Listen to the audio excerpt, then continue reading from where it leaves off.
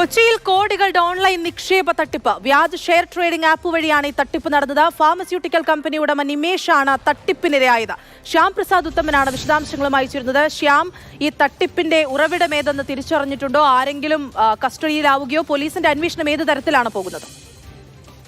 മനസ്സില അതായത് രാജ്യത്തെ ഏറ്റവും വലിയ ഓൺലൈൻ തട്ടിപ്പ് എന്ന് വേണമെങ്കിൽ ഇതിനെ പറയാം. കാരണം 25 കോടിയോളം രൂപയുടെ തട്ടിപ്പാണ് നടന്നിരിക്കുന്നത്. 2023 മുതൽ ഇക്കഴിഞ്ഞ 28-ാം തീയതി വരെയുള്ള കാലയളവിൽ നിമേഷിൽ നിന്ന് ഫോൺ കോൾ മുഖേനയും മറ്റും ഇയാളെ കോണ്ടാക്ട് ചെയ്ത് ഇയാളുടെ വിവിധ ബാങ്ക് അക്കൗണ്ടുകളിൽ നിന്നായി 24,76,21,042 രൂപയാണ് തട്ടിയെടുത്തത്.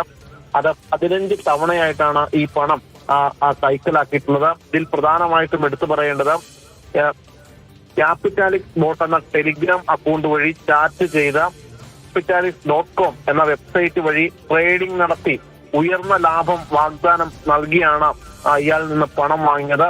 പിന്നീട് ഇത് വലിയൊരു തട്ടിപ്പാണെന്ന് മനസ്സിലായതോടുകൂടിയാണ് ഇപ്പോൾ സൈബർ പോലീസിന് നിമേഷ് പരാതി നൽകിയത്. എന്തായാലും സൈബർ പോലീസ് FIR ഇട്ട് അന്വേഷണം ആരംഭിച്ചിട്ടുണ്ട്.